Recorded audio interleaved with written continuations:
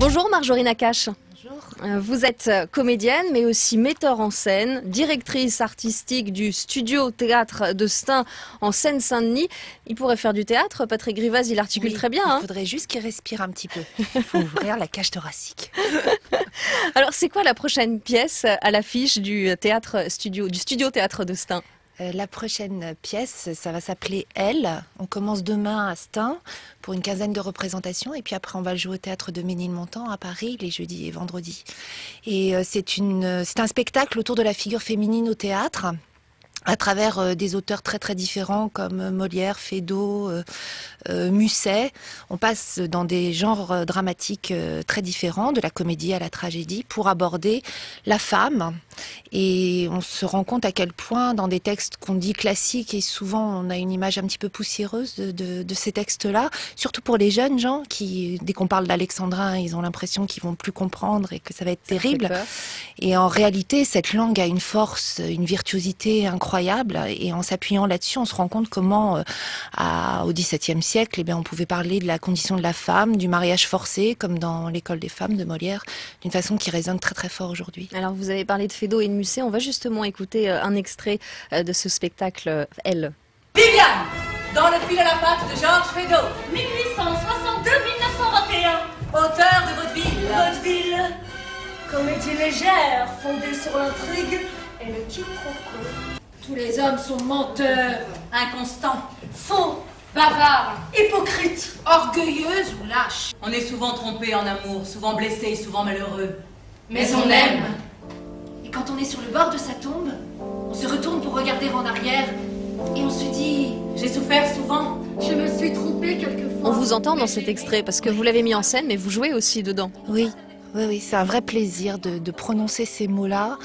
Il y a une véritable jouissance à dire ces textes. Et je pense que c'est très communicatif aussi pour le spectateur d'entendre ces mots-là. Vous avez toujours voulu être comédienne, c'est ce que j'ai lu. Oui, j'ai toujours voulu faire ce métier. Je me suis retrouvée par hasard en Seine-Saint-Denis. Par contre, ça a été une volonté très très forte d'y rester. Je pense qu'à un moment, j'ai trouvé le lieu où je pouvais mettre en accord ce que je pensais et ce que je faisais avec les gens avec lesquels je voulais le faire. C'est vrai que faire du théâtre en banlieue, dans le 93, à Stein, c'est pas la même chose que de faire ça à la Comédie Française, par exemple. Même si la démarche peut être similaire, c'est pas du tout le même terrain. Et en tout cas, il y avait une conviction très très forte que la culture, c'était quelque chose qui se partage, qui s'échange. Et dans ce lieu, à Stein, ça fait 30 ans maintenant que la compagnie existe. Et on essaye de faire la preuve comme ça tous les jours que passer la barrière d'un théâtre, c'est pas une frontière infranchissable, que ces mots de Molière, de Racine, etc., ils appartiennent à tous, que Stein c'est en France et pas seulement en banlieue, et que donc on peut y pratiquer le théâtre et avoir une exigence artistique et une rigueur.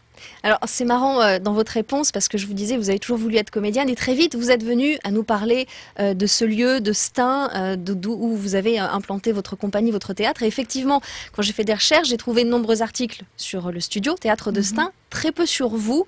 On sent que votre parcours de femme de théâtre est vraiment attaché à ce lieu. Oui, parce que j'ai pas d'ambition personnelle, j'ai une ambition de projet.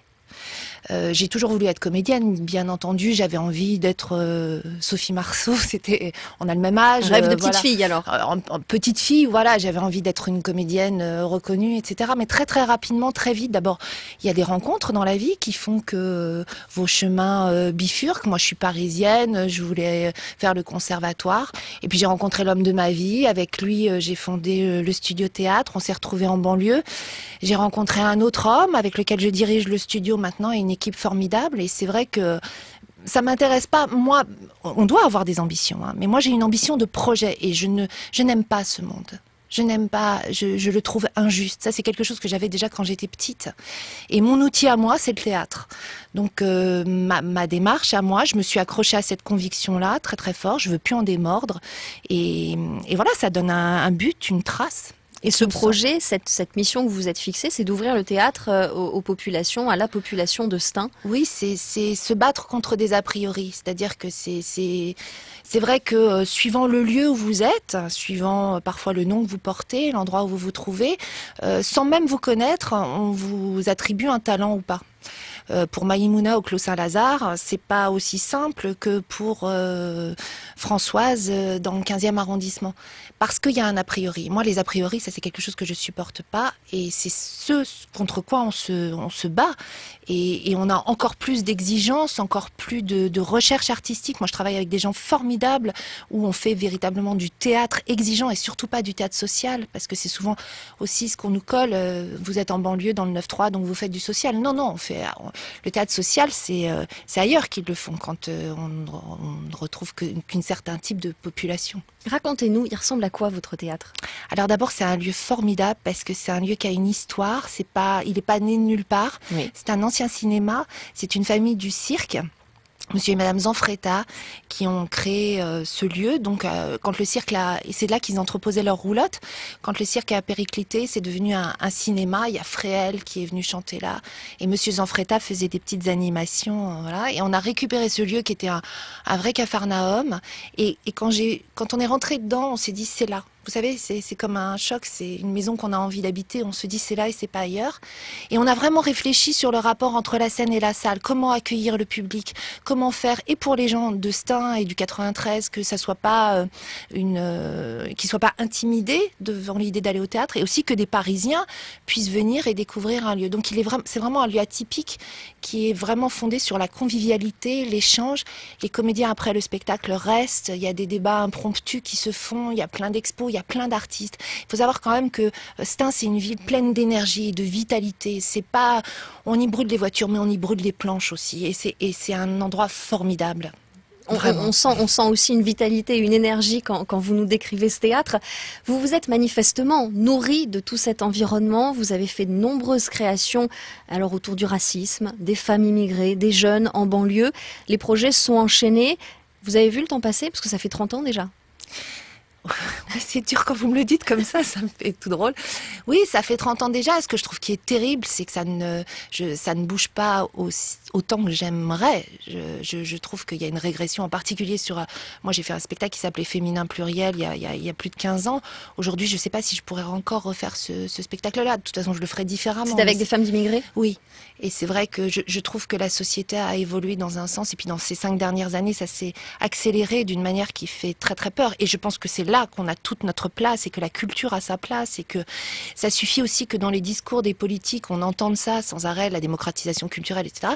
Et puis dans les faits, c'est des baisses de subventions qui n'arrêtent pas. C'est un grand écart sans arrêt pour mettre encore une fois en accord ses paroles et ses actes. Alors effectivement, en 2012, vous avez appris que les subventions du ministère de la Culture allaient être supprimées pour le Studio Théâtre de Stein. Ça en est où maintenant avec le retour de la gauche au pouvoir ? Ça en est qu'il y a une formidable mobilisation de la part de la population, de la part de journalistes qui nous soutiennent depuis très longtemps, d'intellectuels, mais surtout beaucoup de la population. Ça a été très très fort. Moi, il y a eu un moment formidable où une femme a téléphoné à l'émission de Jean-Jacques Bourdin, je ne sais plus comment elle s'appelle, et elle appelait pas pour dire je gagne le SMIC et c'est terrible, je suis une infirmière. Elle appelait pour dire ils vont fermer mon théâtre, c'est pas possible. Et ça, moi, ça a été super émouvant et ça dit à quel point la place de ce lieu est importante pour la ville, pour les gens qui y sont et comment on peut pas stigmatiser comme ça sans arrêt les gens et c'est vraiment leur lieu à eux aussi. Alors ça en est que grâce à cette mobilisation, j'ai dit la même chose que ce que je suis en train de vous dire au ministre de la Culture d'alors, qui était donc Monsieur Mitterrand et qui a reconnu qu'il s'était trompé. Donc nous sommes à nouveau conventionnés.